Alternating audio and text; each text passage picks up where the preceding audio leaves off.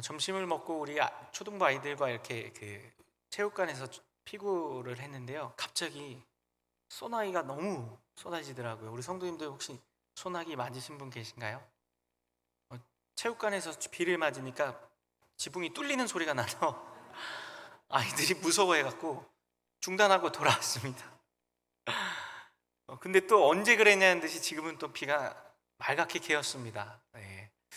참 오묘한 날씨인데요. 이런 오묘한 날씨 속에서도 하나님이 더 오묘하신 말씀으로 우리를 먹여주심을 믿고 이 시간 말씀의 은혜 가운데 나아갔으면 좋겠습니다. 우리가 사무엘서를 통해서 하나님이 하나님의 나라를 세우시고 그곳에 특별히 하나님의 왕을 세우시는 과정들을 함께 살펴보고 있습니다. 그리고 그 첫 번째 왕으로서 하나님이 사울을 택하셔서 왕으로 세우시는 모습을 보았습니다. 근데 지난 시간에는 사울 개인사적으로 왕을 지도자로서 사울을 세우셨습니다. 지난 시간에 우리가 본 것처럼요, 하나님이 아무도 모르게 오직 하나님과 사울 그리고 그 중개자인 사무엘 이렇게만 알도록 기름을 부으셨습니다. 근데 이 기름 부으심은 우리가 지난 시간에 살펴본 것처럼 당대의 이방의 왕들을 세우는 모습과는 판이하게 다릅니다. 판이하게 다른 모습으로 왕을 세우신 이유는 무엇이었습니까?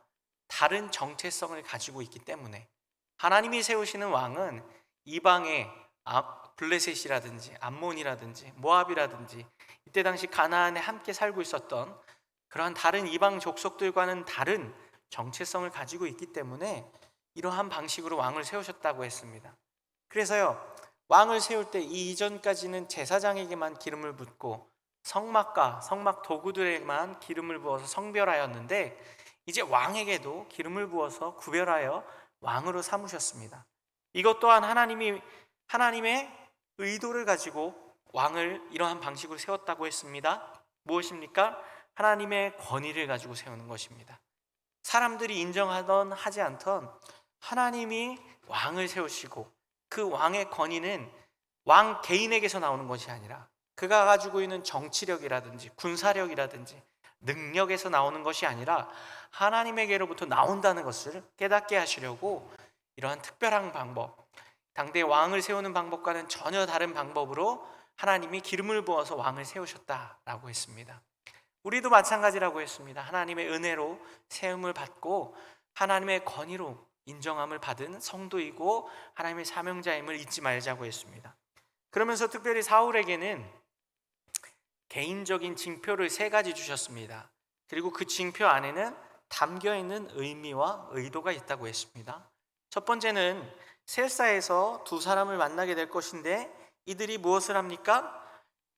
사울이 가지고 있었던 지금 당장의 현실의 문제에 대한 해답과 하나님이 풀어주신 것, 하나님이 해결하여 주신 그 해결함을 통하여서 모든 현실의 문제까지도 하나님이 섭리하시고 주관하신다는 것을 깨닫고 자신의 삶을 온전하게 하나님께 드리라는 의미와 의도를 가지고 첫 번째 징표를 주셨습니다. 두 번째 징표는 무엇이었습니까? 예배를 드리러 가는, 베델로 예배를 드리러 가는 3사람을 만나서 그들로부터 예물을 받게 합니다.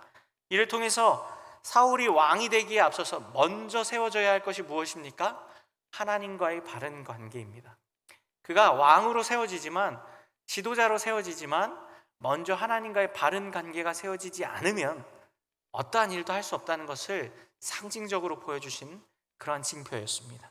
세 번째는 산당에서 내려오는 선지자 무리들을 만나서 사울도 예언을 하고 놀라운 일들을 경험하게 하셨습니다.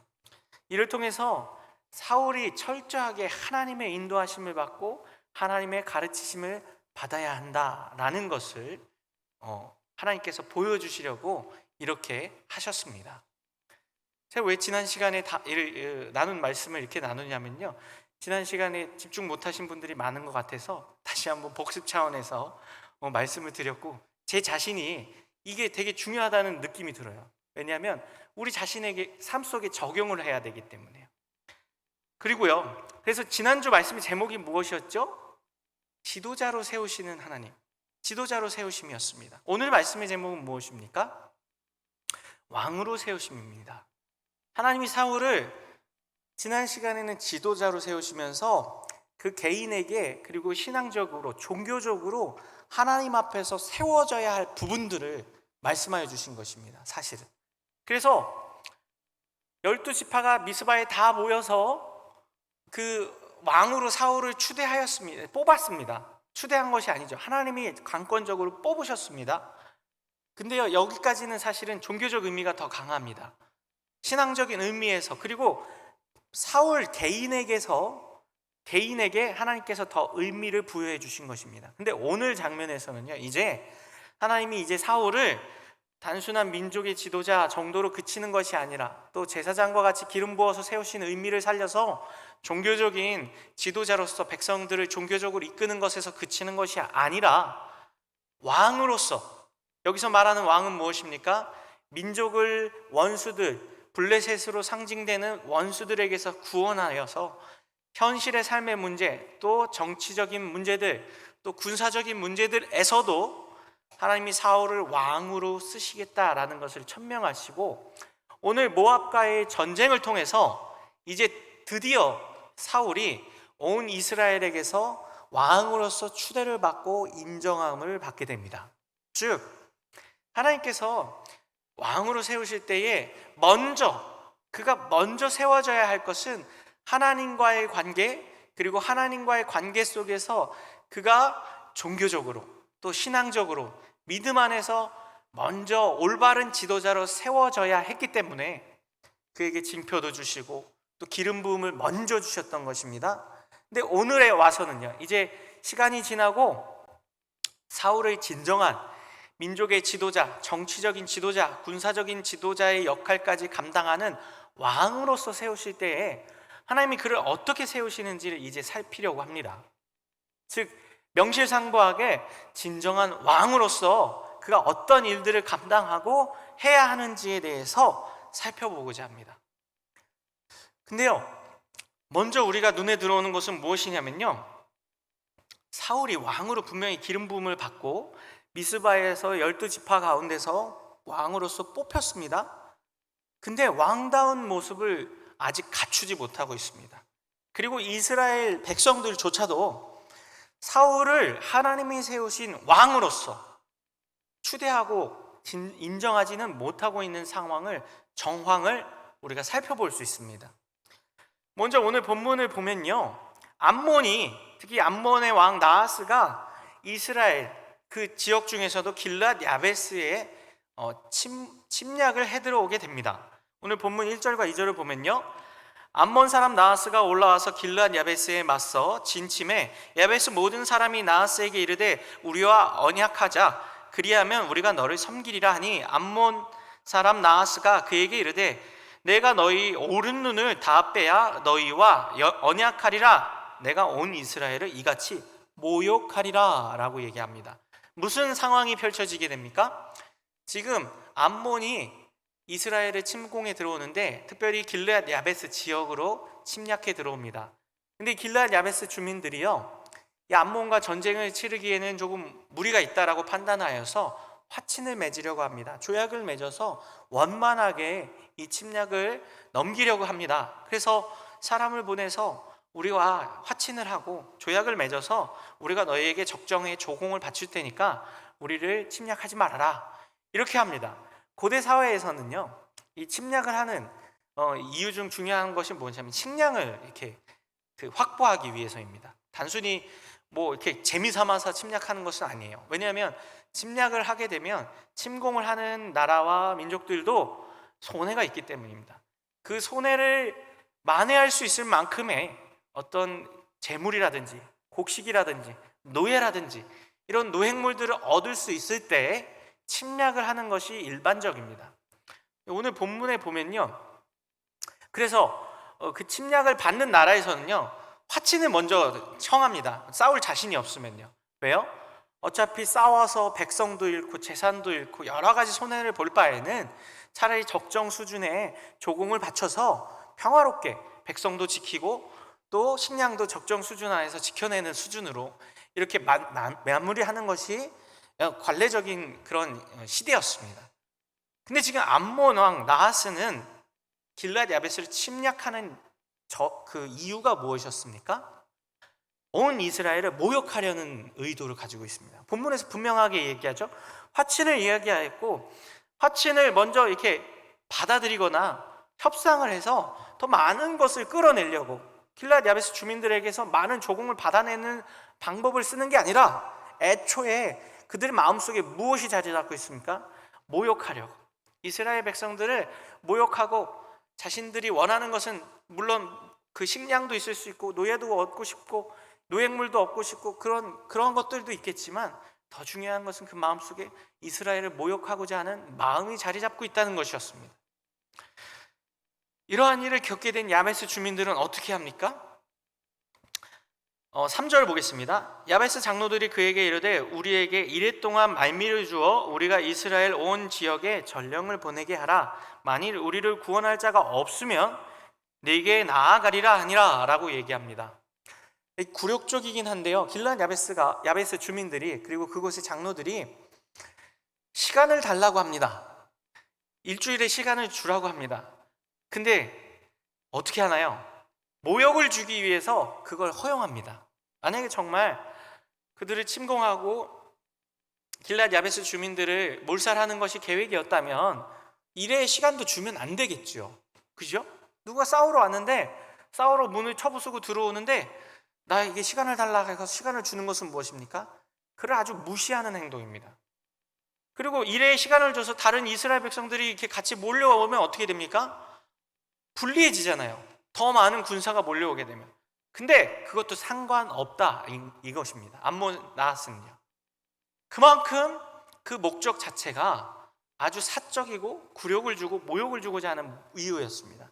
또 그가 말한 것 중에 무엇이냐면 오른 눈을 빼야 된다. 이게 이제 성경 주석학자들은요, 이게 고대 근동의 전쟁 방식을 보면 방패를 왼손에 들고 오른손에 창이나 칼을 들고 진영을 지어서 이렇게 행군하면서 창으로 이렇게 적군들을 무리지어서 창으로 적군들을 물리치는데, 이 방패로 왼쪽 눈을 가리고 오른쪽 눈으로 상대를 주시하는 것이 이제 전술이었다고 합니다.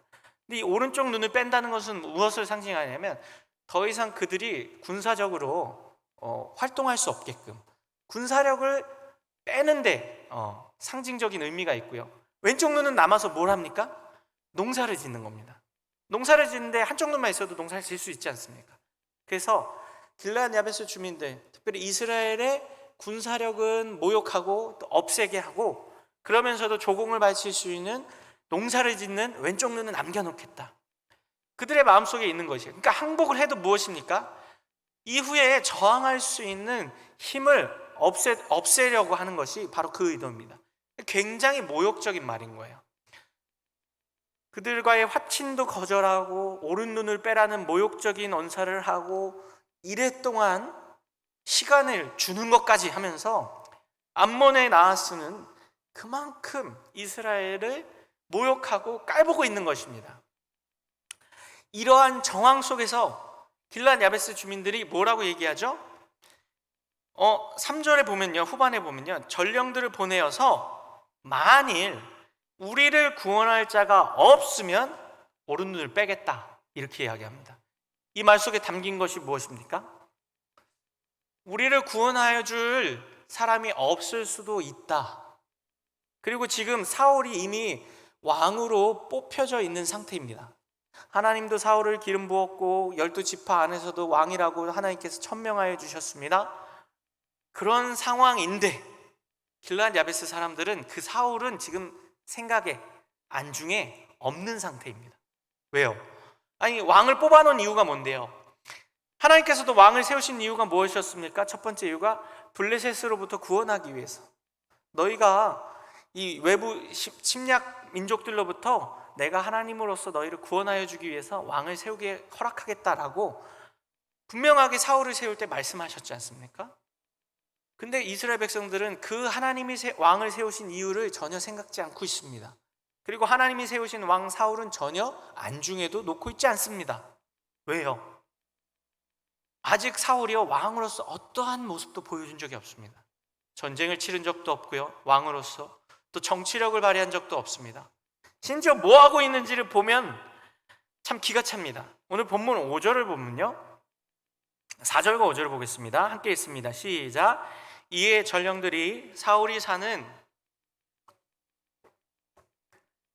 모든 백성이 소리 높여 울더니 마침 사울이 밭에서 소를 몰고 오다가 이르되 백성이 무슨 일로 우느냐 하니 그들이 야베스 사람의 말을 전하니라.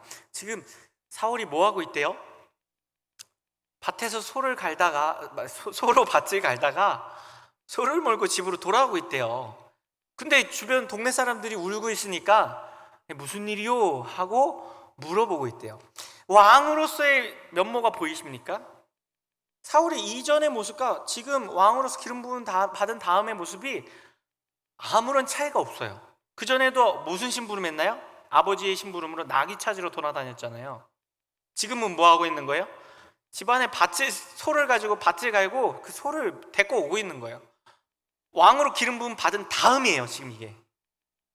그리고 왕이라면 최소한 이 전령이 왔으면 전령이 누구에게부터 찾아가야 됩니까? 먼저 왕에게 먼저 가야죠. 아니, 소식을 전령에게 듣는 게 아니라 사람들한테 듣는 거예요. 울고 있는 사람들한테. 전령의 머릿속에도 사울이 왕이었지라는 게 생각이 안 난 거예요. 전 그런 것 같아요. 전령이 소식을 가지고 제일 먼저 왕부터 찾아가서 왕님께 폐하 이런 일이 있습니다 하고 알려야 되는데 안 알려요. 그게 지금 뭐예요? 사울은 지금 왕으로서의 어떠한 대접도 받지 못하고 스스로도 뭐합니까? 왕다운 면모를 갖고 있지 못하고 있습니다. 하나님이 근데요, 제가 볼 때 이것이 의도적으로 내버려 두신 것 같습니다. 왜요? 분명히 하나님이 기름을 부으셨고 미스바에 12지파를 모으셨습니다. 12,000명을요. 각 지파마다 1,000명씩. 그 모든 사람들 앞에서 왕으로 세우셨어요. 근데 그때에 우리가 보아서 아는 것처럼요, 사울을 무시하는 사람들도 있었습니다. 저런 사람이 어떻게 우리를 구원하냐 라고 하는 사람들도 불량배들 중에 있었습니다. 9장 27절에 있죠. 그럼 하나님이 빨리 이 사울을 왕다운 모습으로, 그리고 사무엘을 통해서 12지파 그 장로들에게 이제 내가 세운 왕이니까 무시하지 말아라, 그리고 그런 그런 불량배들 혼내줘라, 이렇게 하실 수 있을까요? 없을까요? 있으셨습니다. 사울 개인은, 그 자신은 준비도 안 돼 있고 스스로 낮은 자존감에 사로잡혀 있는 사람이었기 때문에 아직 그러지 못한다 할지라도 사무엘은 어떻습니까? 충분히 사울을 왕 대접받게 만들 수 있는 사람이었고 하나님이 그렇게 하실 수 있었습니다. 근데요, 그렇지 않게 하세요. 그냥 집으로 돌아가서 원래 하던 일 하게 하십니다. 그러면서 뭘 기다리게 하신 겁니까? 하나님이 사울을 왕으로 만드실 때까지 기다리게 하신 것입니다. 그게 언제예요? 바로 오늘 본문에 나온 지금이에요. 암몬이 이스라엘을 침공하여 들어오고 쳐들어오게 하심으로 통하여서 이제부터 본격적으로 하나님은 이 사울을 왕으로 세워가십니다. 근데요, 이 왕으로 세워가실 때 하나님이 어떻게 세워가시는가? 우리가 계속해서 무엇을 보고 있었죠? 사울을 개인을 보는 게 아니라 사울을 위시한 하나님이 세우신 왕을 하나님이 어떻게 세우시는가, 그 원리를 보고 있었습니다. 오늘도 마찬가지입니다. 하나님이 왕을 세우실 때 첫 번째 원리가 무엇일까요? 왕을 세우시는 방법 첫 번째는요, 시련입니다. 사울에게요, 시련을 당하게 하십니다. 시련이 올 때까지 왕으로서의 면모를 갖추지 못하게 하고 계세요. 충분히 왕으로서의 교육을 사무엘에게 받게 하실 수도 있었고요, 또 여러 12지파들에게 사울을 왕으로서 인정하게끔 만드실 수도 있었고요, 다양한 방법과 모습으로 사울을 왕답게 만들어 가실 수 있었는데 하나님은 지금 무엇을 기다리셨습니까? 사울이 낮아질 때까지. 어떻게 낮아져요? 사람들의 기억 속에서 가물가물해질 때까지. 길르앗 야베스 사람들도 가물가물했잖아요. 만일 우리를 구원할 사람이 있으면, 사울이 전혀 생각이 안 났던 거죠. 그리고 사람들이 어때요? 인정이고 뭐고 간에 아예 기억도 안 나는 상태에 머물게 만드십니다. 그리고 나서 첫 번째로 사울이 왕으로서 겪게 된 일 첫 번째가 무엇입니까? 전쟁이에요. 시련이에요. 시련의 사전적인 의미가 뭐냐면요, 겪기 어려운 단련이나 고비를 뜻하는 것이고요, 첫 번째는. 두 번째는 의지나 사람됨을 시험해 볼 때 쓰는 표현이 시련입니다. 딱 오늘 사울에게 맞는 표현이에요. 하나님은요, 그가 겪기 어려운 고비와 단련을 첫 번째 주십니다. 시련을요. 아니, 생각해 보십시오. 전쟁도 치러본 적이 없는 사울이 갑자기 지금 뭐 하다가 밭에서 밭 갈고 있는데, 그리고 소 몰고 이제 밭 다 갈고 이제 집에 가서 쉬어야지 하고 소 몰고 오고 있는데 전쟁 소식을 딱하니 듣게 하십니다. 그리고 사울을 지금 누가 뭐 인정이나 하고 있습니까? 이러한 일이 일어났으면 뭐 군사 참모라도 와서 달려와서 사울 왕이요, 이런 일이 있는데 어떻게 할까요? 상의라도 해야 되는데 돕는 사람이 아무도 없어요. 그를 인정해주는 사람도 도와주는 사람도 아무도 없습니다. 그럼 어떻게 합니까? 사울 혼자 맞닥뜨립니다. 우리의 인생에서요, 하나님은요, 이러한 시련을 겪게 하십니다. 근데 이 시련을 겪게 하시는 진짜 이유는요, 우리 자신의 한계를 깨닫고 또 우리 자신의 그 한계를 우리가 깨고 넘어서야 하기 때문에 그 시련을 주시는 것입니다. 우리 인생에서는요, 많은 시련이 다가오실 것입니다. 근데 우리가 시련을 느낄 때 무엇을 느낍니까? 사전적 의미처럼요, 겪기 어려운 단련이나 고비라고 느낍니다. 이 말은 뭐예요? 내 힘으로, 내 능력으로 할 수 있는 일이면 시련이 아닌 겁니다. 그죠? 만약에 사울에게 하나님이 자, 한 겨리의 소를 가지고 밭 10마지기를 경작해라 하면 어떻게 하겠습니까? 시련이 아니에요. 왜요? 사울은 그 정도 일은 할 수 있습니다. 지금 한 겨리의 소를 가지고 몇 마지기의 밭인지는 알 수 없지만 어쨌든 농사를 짓고 있어요. 감당할 수 있는 일이에요, 사울이. 근데 지금 이 암몬의 침략은 무엇입니까? 감당할 수 없는 일이에요. 사울 자기 자신의 힘으로 할 수 없고 해본 적도 없고 도무지 어떻게 해야 될지 방법조차 알 수 없는 일이 바로 무엇입니까? 바로 암몬의 침략이고 사울이 지금 왕으로서 첫 번째 겪게 되는 시련입니다. 근데 하나님은 참 야박하시죠? 아니, 첫 번째 왕으로서 첫 번째 겪는 일을 왜 시련을 주실까요? 한계를 알라고요. 내 힘으로 할 수 없는 것, 내 능력으로 할 수 없는 것이며. 근데 또 중요한 건 무엇입니까? 두 번째요, 이 한계를 넘어서야만 합니다. 왜요? 왕이니까요. 사울은 왕이기 때문에요, 지금 이 일을 모른 척하고 지나갈 수 없습니다. 지나가서도 안 됩니다. 왜요? 지나가면 어떻게 됩니까? 이젠 진짜 왕도 아니에요. 아무것도 아니에요. 허울뿐인, 이름만인, 기름 부음만 받고 사무엘에게서 추대만 받은 왕으로서 그래도 사람들이 왕이라고 알아주기라도 했었는데, 지금 이러한 이스라엘의 시련이 다가왔을 때, 침략이 다가왔을 때 왕으로서 이 일을 모른 척하고 그거 나 못하겠는데 니들끼리 알아서 해, 이렇게 외면해버리면 이제 진짜 뭐가 됩니까?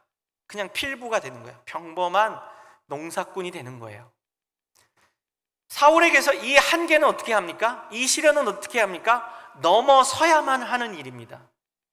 하나님이요, 시련을 주시는 이유는 바로 여기에 있습니다. 넘어서야만 하는 일이에요. 내 힘으로 안 되고 내 능력으로 안 되고 내가 가진 무언가로 할 수 없는 일, 근데 그 일을 만났지만 피해갈 수조차 없는 일, 그 일이 무엇입니까? 하나님이 주시는 시련입니다. 그래서 하나님이 주시는 시련은요, 유혹이나 시험과는 달라요.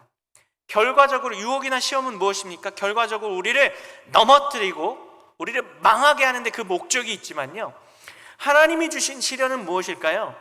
우리를 세우시고 그 한계를 깨뜨리게 하시려는 하나님의 의도가 담겨 있는 것이 바로 하나님이 주시는 시련입니다. 오늘 사울에게 임한 이 시련도 마찬가지예요.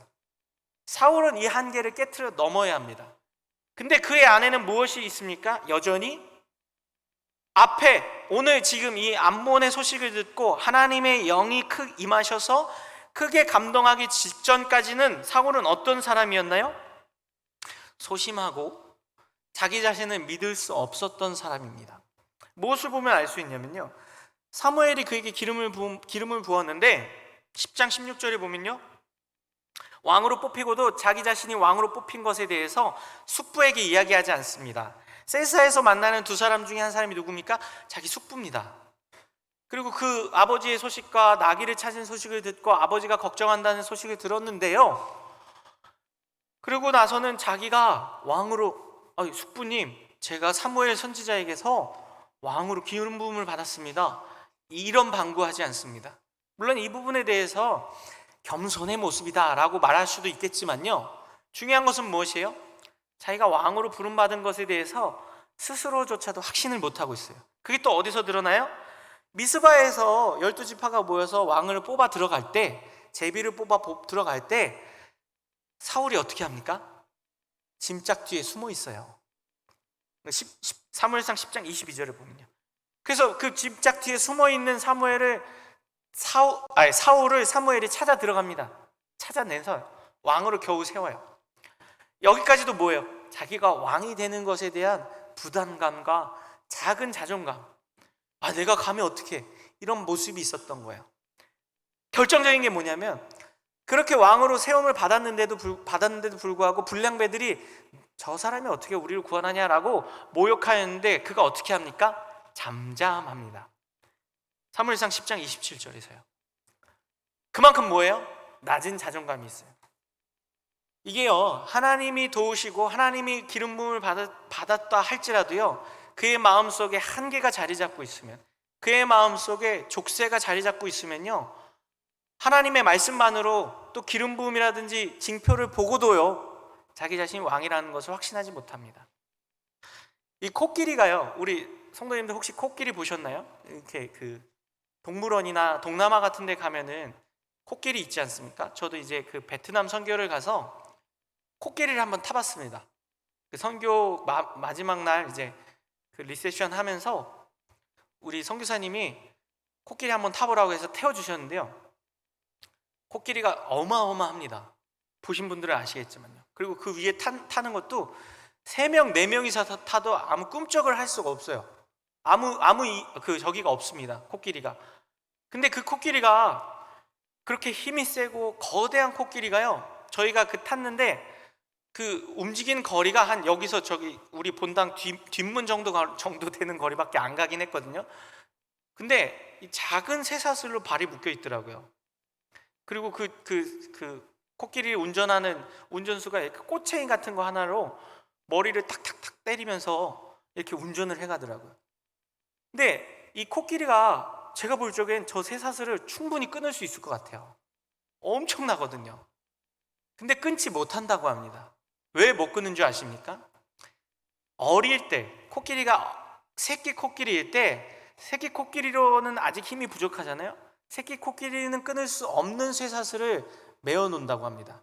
그리고 그가 계속 그 쇠사슬에 메어서 움직일 수 없게끔 자기 자리만 뱅뱅뱅뱅 돌 수 있는 정도의 활동 범위만 만들어 놓게 한다고 합니다. 그러면요, 코끼리가요, 어릴 때 자기 족쇄 발에 채워져 있던 그 쇠사슬로 인해서요, 내가 코끼리가 이 쇠사슬을 끊을 수 없다, 나는 이 쇠사슬을 이길 힘이 없다 라고 각인이 된다고 합니다. 그리고 중간중간에 그 코끼리 조련사가 그 꼬챙이로 그 코끼리의 머리, 그 정수리에 있는 급소를 때린대요. 그래서 그걸 깨우치게 하는 거예요. 발에는 쇠사슬이 묶여 있고 머리에는 그 쇠꼬챙이로 계속 때리는 거예요. 그래서 뭐예요? 넌 안 되는 놈이야. 넌 도망갈 수 없어. 넌 힘이 없어. 넌 이 꼬챙이와 쇠사슬에 묶여서 내 말을 들어야 돼. 그걸 어릴 때부터 교육을 시키는 거래요, 코끼리에게. 그러고 나면요, 코끼리가 자라나도 어떻게 돼요? 그 쇠사슬을 끊지 못하고요, 그 조련사가 때리는 그 쇠꼬챙이 하나를 무서워한대요. 그러니까 보여주기만 해도 코끼리가 무릎을 꿇는대요. 너무 아프게 자기 정수리 그 급소를 맨날 맞아왔기 때문에 이제는, 그래서 조련사가 때리지 않고 그 쇠꼬챙이를 보여주고 그 얇은 쇠사슬을 채워놓기만 해도 도망도 못 가고 저항도 못 한다는 것이에요. 코끼리가 이게 동물의 왕국 보면요, 사자도 잡고요, 하마도 잡고요, 아주 강력한 동물인데, 사람이 쇠꼬챙이 하나 들고 그 쇠사슬 하나만 묶어놓으면 옴짝달싹 못하고 구경거리, 조롱거리, 또 사람이 그 머리 위에 타서 타는 수단이 된다는 것이에요. 이것이 우리의 한계입니다. 하나님은요, 그런 우리의 한계를 깨라고 하시는 것이에요. 우리는 코끼리와 같이 하나님이 부여해 주신 능력과 힘이 있는 존재임에도 불구하고요, 어려서부터, 또 하나님을 믿기 전부터, 혹은 하나님에 대해서 올바로 알지 못했을 때부터, 또 하나님의 구원의 복음을 듣지 못했을 때부터 자꾸 무엇입니까? 그 쇠사슬과 꼬챙이에 매이게 되었어요. 사단은요, 우리를 그 쇠꼬챙이와 쇠사슬에 묶어놔요. 그리고 우리의 한계를 항상 규정짓습니다. 네가 하나님께 무슨 쓰임을 받니? 네가 이런 모습으로 무슨 능력을 발휘해? 이러한 우리의 한계를 계속 우리 안에 각인시키는 거예요. 사단은 우리의 마음속에 나는 할 수 없어, 나는 죄인이고 나는 능력이 없어, 이러한 그런 정죄감을 심어주고 잘못된 자기 이해를 갖게 만든다는 것입니다. 근데 이것을 깨트리려면 어떻게 해야 합니까? 아무리 설득해도 몰라요. 왜요? 내 뇌릿속에 각인이 되어 있고 내 발에 족쇄가 채워져 있고 쇠꼬챙이로 계속 내 머리를 때리니까요. 그때 하나님이 어떻게 하십니까? 시련을 주시는 거예요. 너무 힘든 일을 통해서 그 쇠꼬챙이와 쇠사슬을 끊어내게 하시는 거예요. 코끼리가 그 쇠사슬을 끊어내려면 어떻게 합니까? 힘을 써야 합니다. 그리고 처음에는 아프겠죠. 이 쇠사슬이 묶여 있으니까. 그리고 조련사가 어떻게 하겠습니까? 못 도망가게 하려고 쇠꼬챙이로 계속 때리겠죠. 근데 그 때림과 그 쇠사슬의 그 조이는 아픔을 이겨내야 합니다. 한계를 넘어서야 합니다. 그 시련을 겪어내야 해요. 그래서 내가 이 쇠사슬을 끊을 수 있는 힘이 있구나. 조련사의 저 쇠꼬챙이는 내가 한번 코로 이렇게 팍 쳐내면 조련사 그 사람 한 사람이 얼마나 나뒹구르겠습니까? 할 수 있는 거구나. 그러나 그것을 하기까지는 뭐예요? 두려움을 이겨내야 돼요.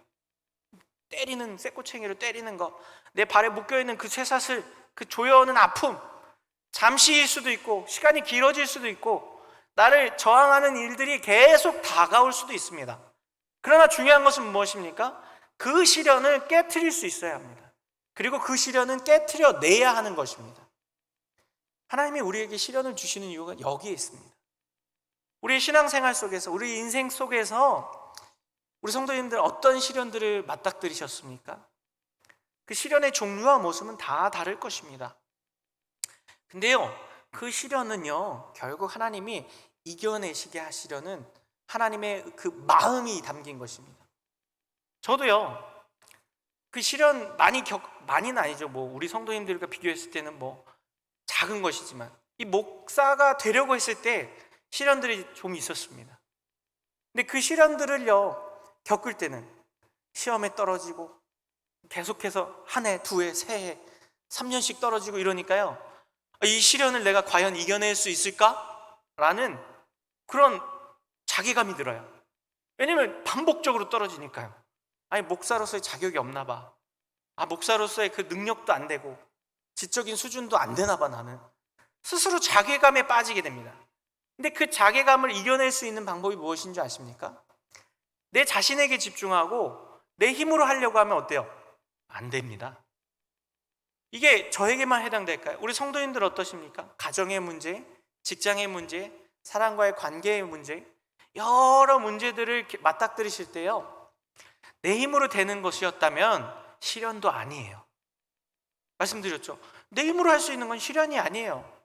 내 한계를 부닥치고 내 힘으로 할 수 없고 내 능력으로 할 수 없다라고 느껴지는 것이 시련이에요. 근데 그럴 때 어떻습니까? 도우시는 분이 누구신지를 깨달아 알아야 합니다. 그래서 하나님은요, 시련을 먼저 주셔서 나의 한계와 그 한계를 내가 깨트려야 하는 것임을 깨닫게 하시고요, 그 두 번째는요, 시련을 이겨낼 힘과 믿음을 주신다는 것입니다. 오늘 사울이요, 6절과 7절을 오늘 본문을 다시 한번 읽어보겠습니다. 함께 읽습니다. 시작. 영에게 크게 감동함에 되매 그의 노가 크게 일어나. 첫 번째, 어떻게 됩니까? 그의 마음속에 하나님의 영이 임하여서요, 그가 마음속에 큰 분노가 일어나게 됩니다. 의로운 분노가 일어나죠. 7절을 계속 보겠습니다. 한 교리의 소를 잡아 각을 뜨고 전령들의 손으로 그것을 이스라엘 모든 지역에 두루 보내어 이르되 누구든지 나와서 사울과 사무엘을 따르지 아니하면 그의 소들도 이와 같이 하리라 하였더니 여호와의 두려움이 백성에게 임함에 그들이 한 사람같이 나온지라. 이번엔 무엇이 임합니까? 여호와의 두려움이 누구에게 임해요? 백성에게 임합니다. 사울 개인에게는 하나님의 영이 임하셔서 의로운 분노가 일어납니다. 이 암몬의 침략과 그 암몬의 모욕과 이 수모가 참아지지가 않는 거예요. 이것을 내가 가만히 두고 볼 수가 없다. 의로운 분노가 일어나서 방법을 간구합니다. 그리고 전령들을 온 이스라엘에게 보내요. 근데 사울은 기름 부음 받은 사람이고 하나님께서 택한 왕이니까 의분이 일어날 수 있는데 이스라엘 백성들은 어떻습니까? 만약 길르앗 야베스와 멀리 떨어져 있는 지역의 백성들이라면 어떨까요? 우리 지역까지는 못 쳐들어올 것 같은데, 그리고 우리 지금 농사철인데, 지금 농사 짓고 있잖아요. 농사철인데 장정들 보내면은 농사 어떻게 지어? 안 보내야지. 이런 마음이 인간적으로 당연히 듭니다.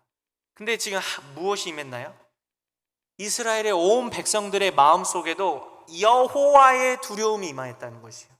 이게 무엇입니까? 하나님의 도우심입니다. 아니, 사울이 사람들의 기억 속에서 가물가물해져 있는 상태잖아요. 사울이 말한다고 해서 그게 어떻게 먹혀들겠습니까? 근데 하나님이요, 사람의 마음을 먼저 감동시키시고 그 마음을, 내면을 먼저 변화시키신다는 것입니다. 하나님이 도우시는 방법 첫 번째는 거기에 있습니다. 사람들의 마음을 바꿔요. 먼저 누구의 마음을요? 내 마음을, 나의 내면을 먼저 바꾸십니다.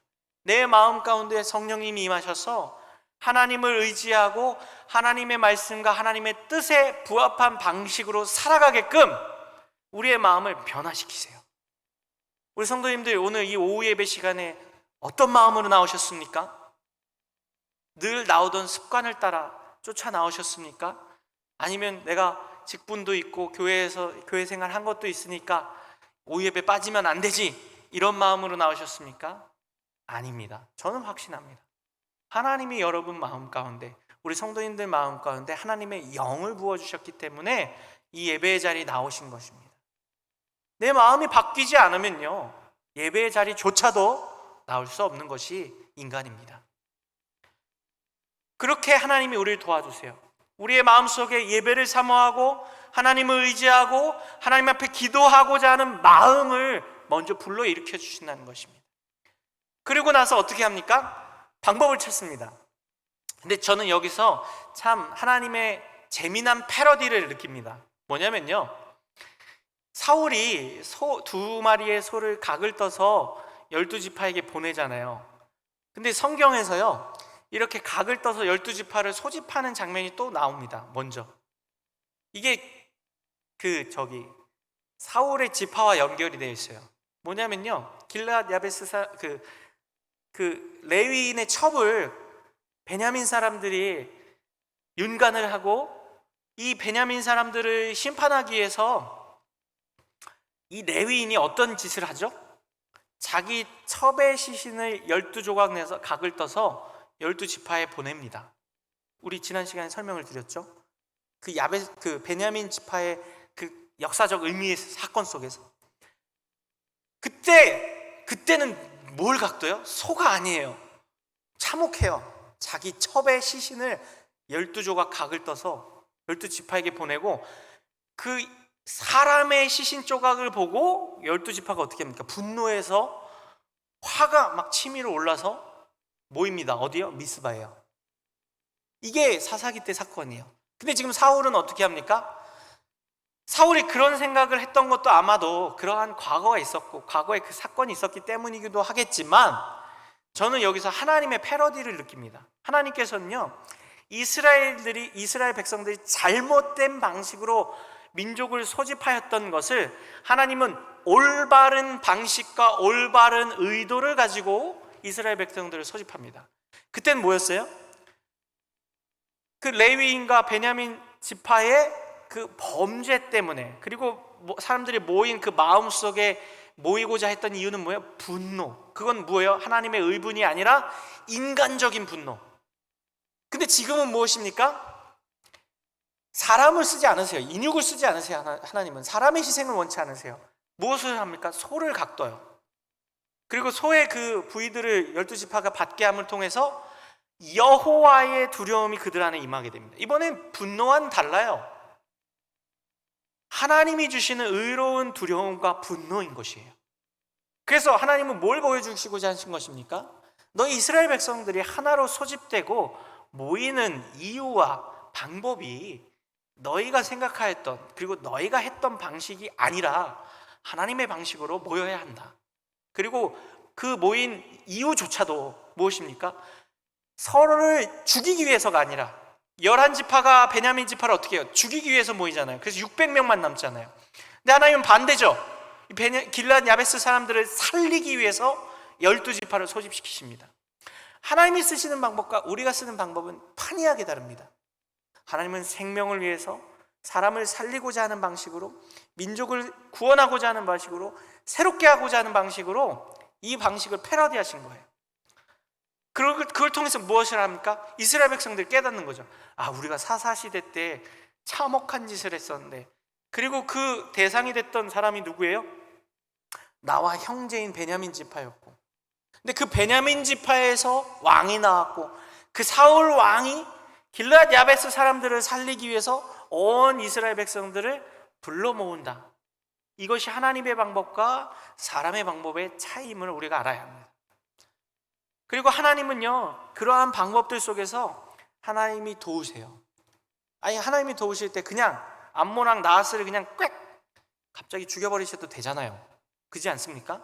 그러면 이제 암몬 족속이 지도자가 사라지니까 당장에 그 전쟁을 멈출 수밖에 없죠. 근데 그러한 방식이 아니라 하나님은 철저히 하나님의 사람들을 교육하시고 가르치시고 쓰시는 방법으로 하나님을 도우신다는 것이에요.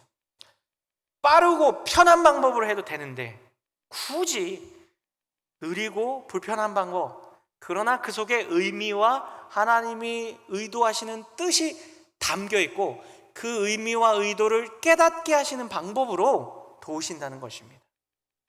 우리 인생도 마찬가지입니다. 하나님이요, 우리 인생 가운데 시련을 주신다고 했잖아요. 그리고 그 시련을 통해서 우리의 한계를 넘어서게 하신다 그랬잖아요. 그리고 도와주십니다. 근데 도와주심도 사울을 도와주시는 방법과 비슷해요. 힘든 방법이에요. 시간이 걸리고 느린 방법이고 효율로 따지면 사실 비효율적입니다. 근데 하나님이 일하시는 방법, 하나님이 도우시는 방법은 늘 그렇습니다. 왜요? 효율적이고 빠르고 쉬운 방법을 택하면요, 이스라엘 백성들이, 우리가 하나님의 의도를 깨닫지 못해요. 알지 못해요.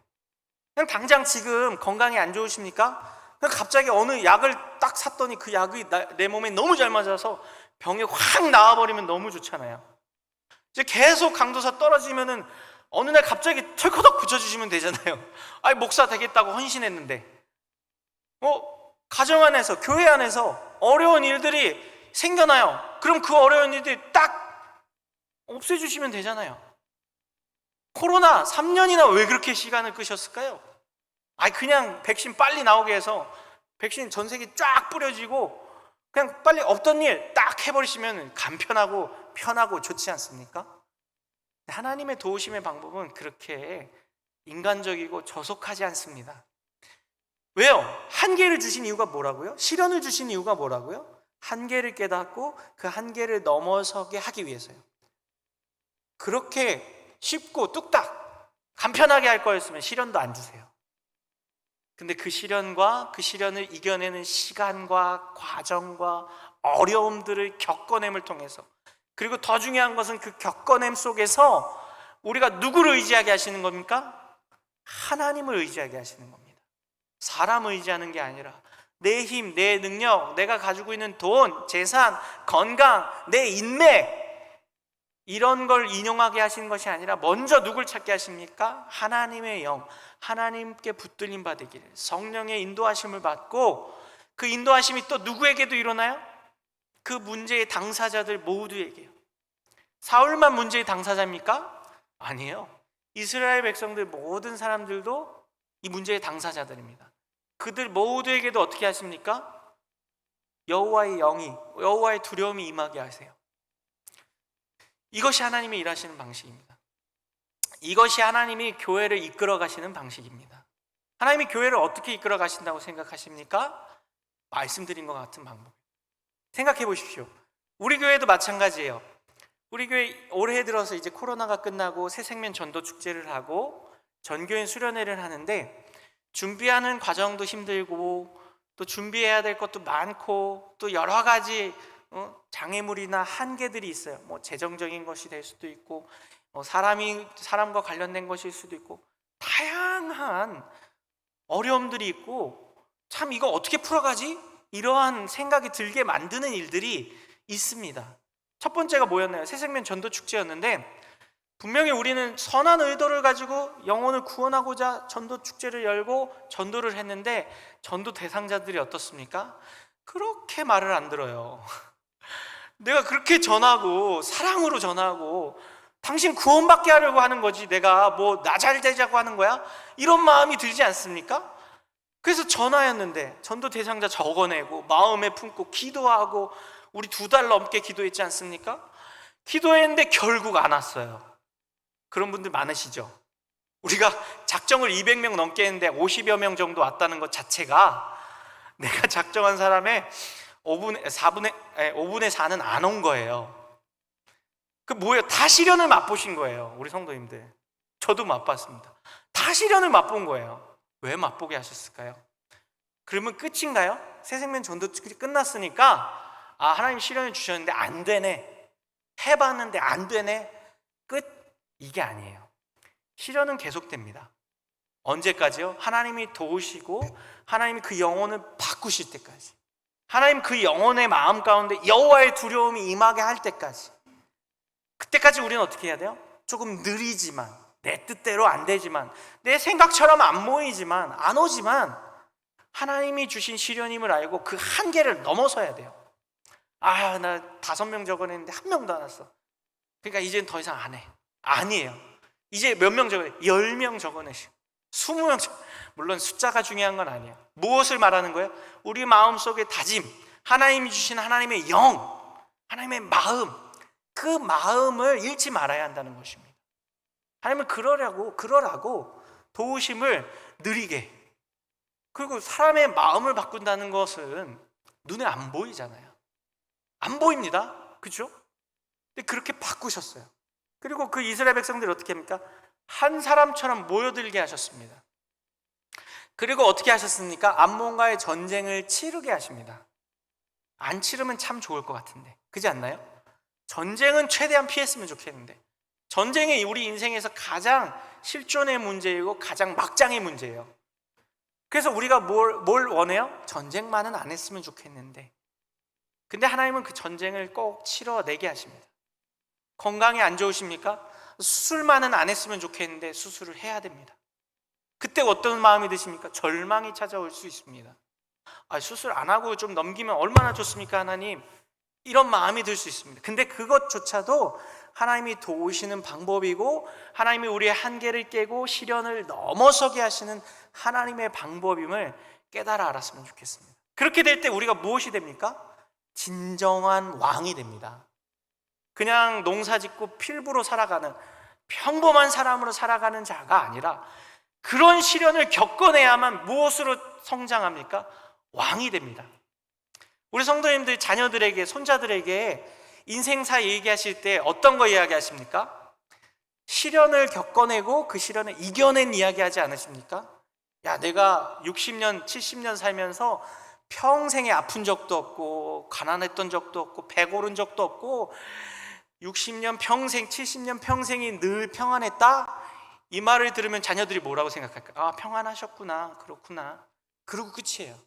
근데 우리 성도님들 자녀들에게 인생을 이야기할 때 무엇을 이야기하세요? 내가 겪어냈던 시련. 제가 전에 섬겼던 교회에서 월남전을 다녀오신 장로님이 계셨는데요, 월남전에 대한 자세한 얘기는 안 하시는데요, 그분에게는 그 월남전을 다녀오고 전쟁을 치러낸 것이 굉장한 그 인생의 전환점이셨어요. 물론 좋은 점일 수도 있고 나쁜 점으로 수도 있는데, 그래서 그 전쟁에 대해서 자세히 이야기하지 않으시지만요, 그것에 대한 어떤 자부심이라고 할까, 그것을 겪어내고 거기서 살아 돌아온 것에 대한 감사함과 은혜가 늘 넘치시더라고요. 또 어떤 권사님은요 6.25를 겪으셨어요. 어릴 적에. 우리 성도님들 중에서도 6.25 겪으신 분 계십니까? 계실 수도 있는데요, 6.25 겪어낸 이야기를 하세요. 어릴 때 6살 때 겪으셨대요. 근데 그때 막 폭격을 맞고 피난길을 가고 피난길에서 시신들을 바라봤던 그 마음, 그 속에서 느꼈던 하나님의 은혜를, 지금 그분이 80이 넘으셨거든요. 거의 90을 바라보시는 분이거든요. 그 90평생의 인생 속에서 그것이 정말 큰 자산이 되셨던 거예요.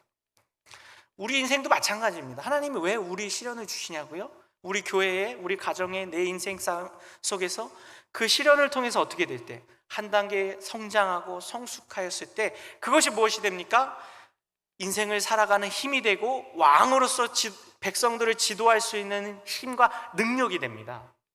우리 성도님들에게도요, 지금 겪고 있는 시련 혹은 인생을 살아오시면서 겪어냈던 그 시련들이 그러한 하나님이 주신 도우심이고 하나님이 주신 한계를 넘어설 수 있었던 능력이었다는 것을 잊지 마시기 바랍니다.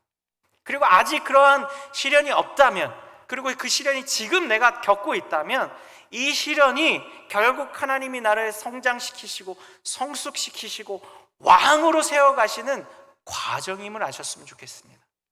그리고 이 모든 과정 속에서는요, 우리가 어떻게 해야 합니까? 하나님의 도우심, 하나님 안에 있을 때 그 능력이 발휘됩니다. 사울이요, 오늘 이 암몬과의 전쟁 이후부터는 어떻게 되는 줄 아십니까? 그가 자기 의를 세우는데 급급합니다. 전쟁도 여러 번 치르고 여러 가지 그 나라를 세우는 일들을 합니다. 나라는 그래도 나라답게 어느 정도 세워가는데요, 사울의 인생 속에서 하나님이 이제부터는 실종됩니다. 왜요? 그 스스로가 오늘 이 사건을 겪고 난 다음에 스스로가 높아져요. 교만해져요. 그래서 어떻게 됩니까? 하나님께 의지하고 하나님 안에 거하는 것, 하나님의 도우심과 하나님의 능력으로 자기 자신이 왕이 되었다는 것을 잃어버리게 됩니다. 그렇게 되면 어떻게 됩니까? 우리가 아는 것처럼 사울의 결말로 갑니다. 하나님의 도우심이나 하나님의 안에서 사는 인생이 아니라 하나님 필요 없습니다, 내 힘과 내 능력으로 살아갑니다, 내 방식과 내 방법대로 살아갑니다 라는 패역한 왕이 되어버립니다. 근데 우리가 아는 것처럼 다윗왕은 어떻게 합니까? 하나님을 끝까지 붙듭니다. 비록 실수하는 일들이 있다 할지라도, 밧세바를 범하고 실수한다 할지라도 그가 마치 하나님과 아무 일이 없었던 것처럼 하나님 앞에 회개하고 하나님 앞에 매달리는 사람이 됩니다. 그럴 수 있는 힘과 능력은 무엇입니까? 그가 하나님 안에 거하기 때문에, 하나님이 그를 도우시는 분임을 믿고 나아갔기 때문임을 기억하시기 바랍니다. 오늘 말씀을 마무리하겠습니다. 오늘 우리 성도님들도요, 하나님이 왕으로 세우십니다.